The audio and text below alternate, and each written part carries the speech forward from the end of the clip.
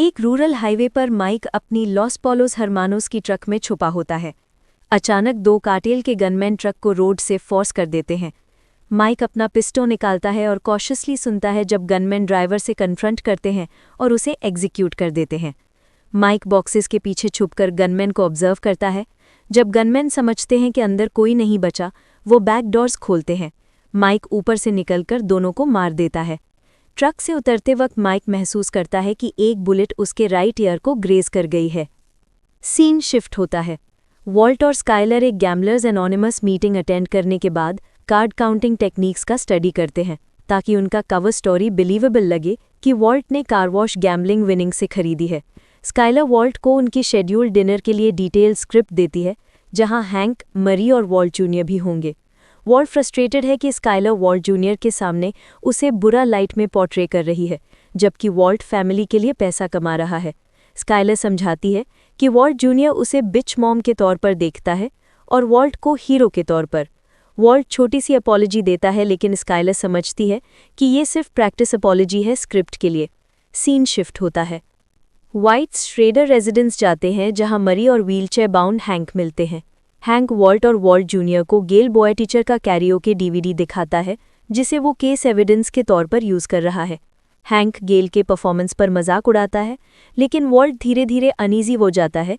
गेल की मर्डर की याद आती है। सीन शिफ्ट होता है। अगला दिन वॉल्ट सॉल से मिलता है और कहता है कि उसे डर है कि हैंक गेल की मर्डर को जेसी से कनेक्ट कर देगा, जो गस के नज़दीक रिस्क बनेगा। सॉल सजेस्ट करता है कि वॉल्ट अपनी फैमिली को एल्बुकर्की से रिमूव करवाकर उनके लिए नई आइडेंटिटीज ले सकता है, लेकिन कहता है ये लास्ट रिजॉर्ट है और इरिवर्सिबल है। वॉल्ट ये आइडिया कॉन्टेम्पलेट करने के बाद रिजेक्ट करता है। दोनों इम्पास पर रुक जाते हैं। सीन शिफ्ट होता है। अगली सुबह जैसी एक पार्टी गोआ को पिज्ज़ाज ऑर्डर करने के लिए बोलता है, लेकिन कैश ना होने पर अपने बेडरूम से पैसा निकालकर 2 बड़े बिल्स देता है। एक ट्वीकर ऑब्जर्व करता है और समझ जाता है कि जेसी के पास कैश है। सीन शिफ्ट होता है। सुपरलैब में वॉल्ट देखता है कि सर्वेलेंस कैमरा जेसी के हर मूव को ट्रैक कर रहा है, जिससे वॉल्ट को चिंता होती है। जेसी घर लौटकर अपने गेस्ट्स को मेथ देता है और एक फीमेल पार्टी गोआ को बेडरूम ले जाता है। वहां उसका पैसे वाला बैग चोरी होता है, लेकिन जेसी रिएक्ट नहीं करता, बल्कि बेड पर बैठकर वीडियो गेम खेलता है। सीन शिफ्ट होता है। अगली सुबह माइक जेसी को उठाता है और नीचे ले जाता है, जहां टायरस के ट्वीकर थीफ को ब्लाइंडफोल्ड और बीटन होल्ड कर रहा है। साथ ही जेसी का बैग भी वहां है। जेसी अपना पैसा लेता है और माइक को डिसमिसिवली ट्रीट करता है।